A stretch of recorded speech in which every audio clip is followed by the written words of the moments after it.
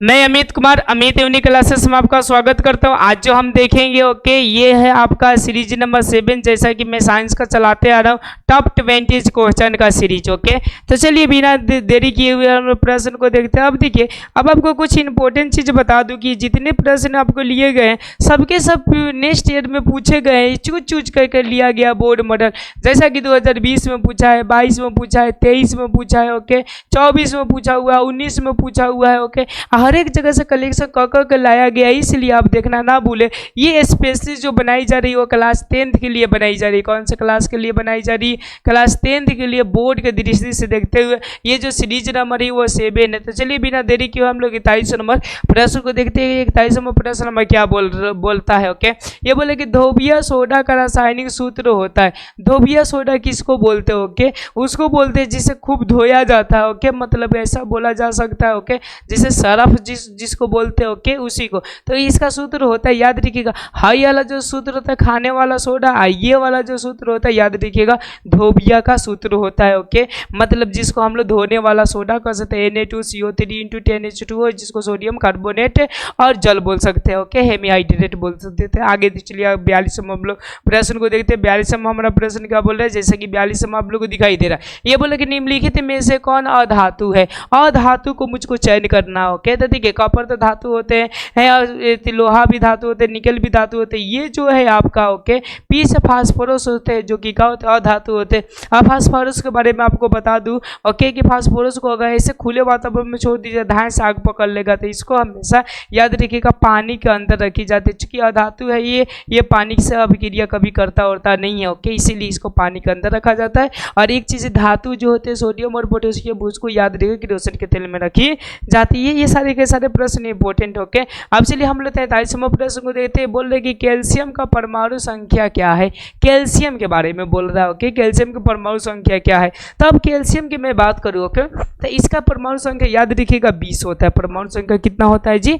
20 होता है। ओके यानी यूँ समझो, अगर संयोजकता की बात करें तो इसकी संयोजकता क्या होती है? Ca का आप याद रखिएगा 2 होता है। ये आपका बोर्ड मॉडल क्वेश्चन बहुत बार ये क्वेश्चन को क्या कर दिया? रिपीटेशन कर दिया है। ओके अब चलिए अब हम लोग 44वां प्रश्न को देखते हैं। 44वां हमारा प्रश्न क्या बोल रहा है? जैसा कि आपको दिखाई दे रहा है कि मेंडलीव की आवर्त सारणी, मेंडलीव की आवर्त सारणी में ओके वर्गों की संख्या कितनी है? वर्ग बोल रहा है। ओके तो मेंडलीव का देखिए, अगर मोसलेक होगा तो वर्ग मतलब ऐसा होता है, वर्ग याद रखिएगा। वर्ग कैसा होता है? ऐसा।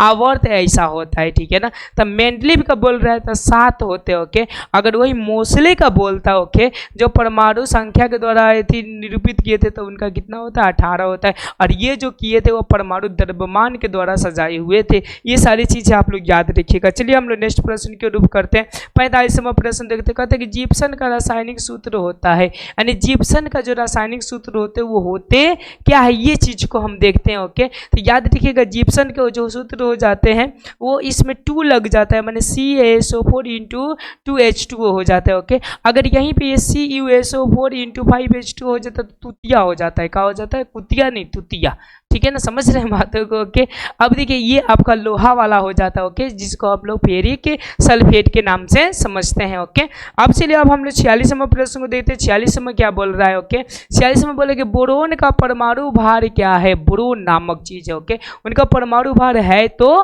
क्या है? तो गौर करते हैं उनके जो परमाणु भार होते हैं, ध्यान दीजिएगा उनका जो परमाणु भार होते हैं वो कितने होते हैं? लगभग 13 के बराबर होते हैं। कितने होते हैं? लगभग 13 के बराबर होते हैं। ओके इसमें थोड़ा डाउट है, थोड़ा देख लीजिएगा। ओके चलिए हम लोग 28वां प्रश्न को देखते हैं। 28वां मेरा प्रश्न क्या बोला है? केनमाइन निम्नलिखित में से किस धातु का अयस्क है? केनमाइन के बारे में बोल रहा है। ओके तो केनमाइन का सूत्र लगभग ZnSO4 होते हैं। ओके तो ये किन का है? तो आपको दिखाई दिया Zn। ओके यानी कौन सा है आपका? तो जिंक का है। अब मैं एल्युमिनियम का बता दूं तो एल्युमिनियम बॉक्साइट का हो जाते हैं, और ये Fe का मतलब फेरिक होते हैं, जो कि लोहा होते हैं, ये हेमेटाइट में पाए जाते हैं। ओके और जो Hg होते हैं जिसको पारा कहते हैं ये सीने बार होते हैं। कौन सा होते हैं?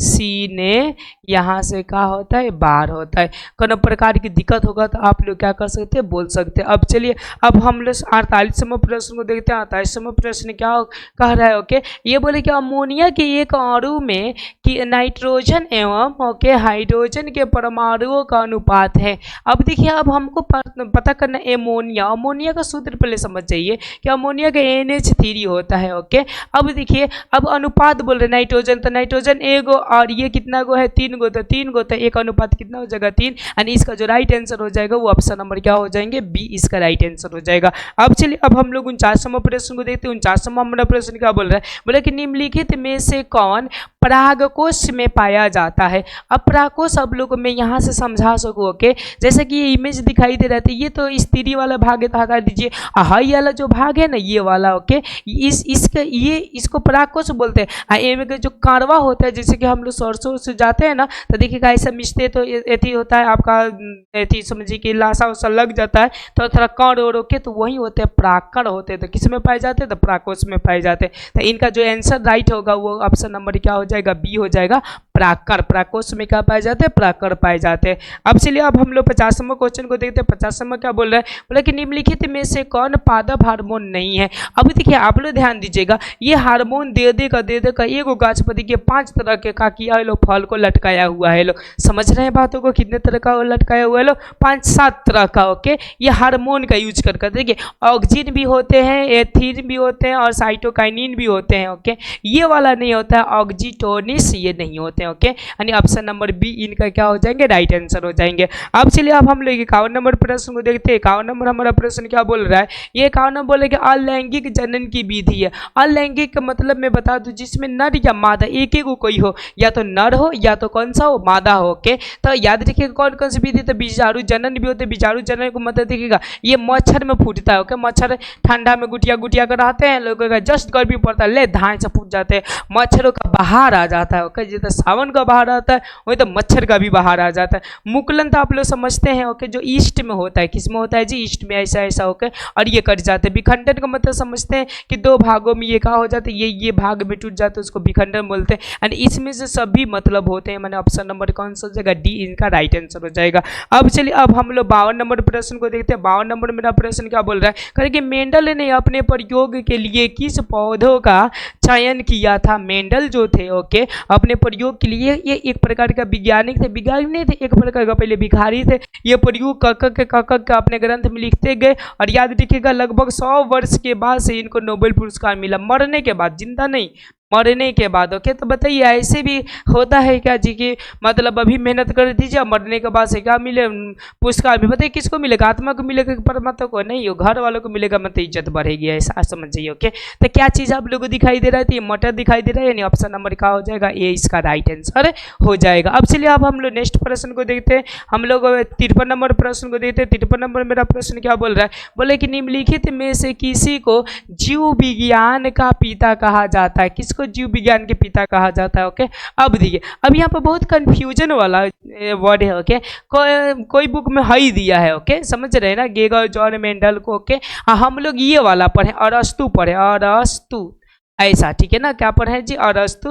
तो देख लीजिएगा मेरे ख्याल से अरस्तु ही इनका क्या हो जाएंगे? राइट आंसर हो जाएंगे। ये थोड़ा सा आप लोग क्या कर दिएगा, थोड़ा सा मिला लीजिएगा। ओके, अब चलिए 54 नंबर प्रश्न बोले कि मानव युग में लिंग गुणसूत्र की संख्या होती है। अब चलिए मानव युग में क्या होते हैं मैं आपको बता दूं। ओके, जैसे देखिए माना कि ये होता है, मानव का होता है एक्स और वाई। ओके, और मादा का होता है एक्स एक्स। अब जब ये याद रखिएगा, ये जो होते हैं वो वृषण में पाए जाते हैं, मनुष्य के। ओके, और ये जो होते हैं वो अंडाशय में पाए जाते हैं। कहाँ पाए जाते हैं? अंडाशय में। यहीं पे ये 2 युग्म बनते हैं, एगो एक्स बन जाता है, एगो कौन सा बन जाता है? वाई।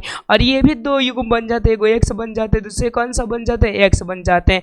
ओके, तो इसको हम लोग युग्म बोलते हैं। क्या बोलते हैं? युग्म बोलते हैं। तो मानव में युग्म कोगो है? तो एगो और कोगो, 2 गुण है। ओके, यहाँ पर भी एगो और कोगो है, 2 यानी इसका जो राइट आंसर हो जाएगा वो ऑप्शन नंबर क्या हो जाएगा?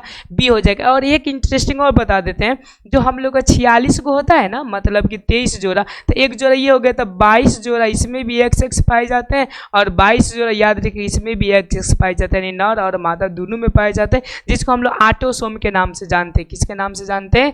ऑटोसोम के नाम से जानते हैं। ये बात हमेशा आप लोग याद रखिएगा। अब चलिए, अब हम लोग 55 नंबर क्वेश्चन के रूप करते हैं। 55 नंबर मेरा क्या बोल रहा है, करेंगे प्रकाश संश्लेषण की प्रकाश संश्लेषण की प्रकाश अभिक्रिया होती है ऐसा। ओके, ध्यान दीजिएगा, यहाँ पर गौर करिएगा, प्रकाश संश्लेषण की प्रकाश अभिक्रिया होती है, तो यानी क्या होती है? तो देखिए यहाँ पर आपको पौधा दिखाई दे रहा है जो कि प्रकाश संश्लेषण अभिक्रिया करते थे, क्या करता है? ओके, तो देखिए क्लोरोप्लास्ट में भी होता है, क्लोरोप्लास्ट के स्टोमा में भी।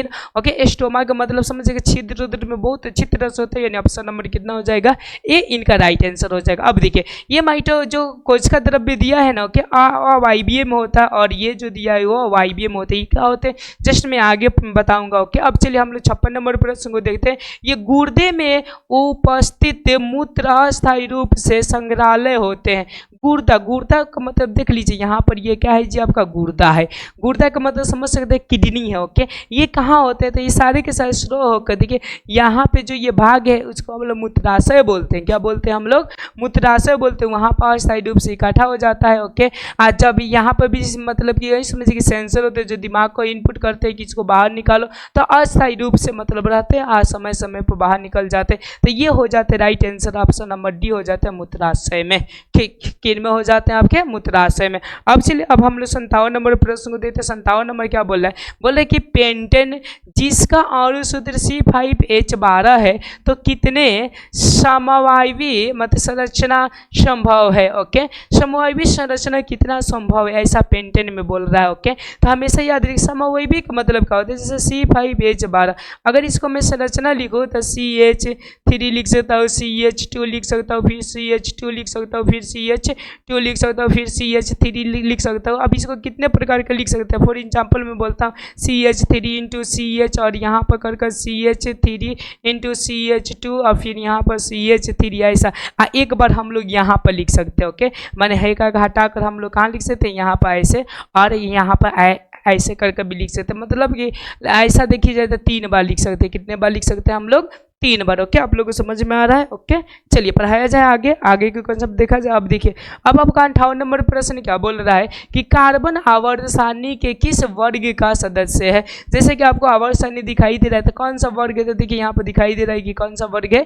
14वां वर्ग है। ओके, तो इनका जो राइट आंसर हो जाएगा वो ऑप्शन नंबर डी हो जाएगा। अब चलिए हम लोग 59 नंबर प्रश्न को देखते हैं। 59 नंबर हमारा प्रश्न क्या बोल रहा है? घेंघा रोग पनपता है। घेंघा का मतलब समझ सकते हैं जो गाला में होता है। जैसे कि आप लोग को इमेज दिखाई दे रहा है कि यहाँ पर फूल जाता है ऐसा, तो किन से पनपता है? तो याद रखिएगा आयोडीन की कमी से पनपता है, यानी ऑप्शन नंबर क्या हो जाएगा? इसका राइट आंसर सी हो जाएगा। अब चलिए, अब हम लोग 60 नंबर प्रश्न को देते हैं। 60 नंबर हमारा प्रश्न क्या बोल रहा है? ओके, ये बोले कि रंध्र मुख्यतः पाए जाते हैं। रंध्र किस में पाए जाते हैं मुख्य रूप से? ओके, तो याद रखिएगा जैसे कि आप लोग को ये पत्ता दिखाई दे रहा है ना, ओके, तो ज्यादातर पाते में पाए जाते हैं, सूक्ष्मदर्शी से दिखाई देता है तो लगभग ऐसा दिखाई देता है। ओके, तो रंध्र आपके याद रखिएगा किस में पाए जाते हैं? तो पातों में पाए जाते हैं, एंड इसका जो राइट आंसर हो जाएगा वो ऑप्शन नंबर क्या हो जाएंगे? तो बी हो जाएंगे। ओके, तो ये आपका सीरीज नंबर ये 7 था। अब आएगा सीरीज नंबर 8, सीरीज नंबर 9 और सीरीज नंबर 10, ये आते ही चला जाएगा। ओके, तो आपसे मैं विदा लेता हूं। अगर वीडियो अच्छा लगे तो लाइक सब्सक्राइब अपने दोस्तों के साथ शेयर करना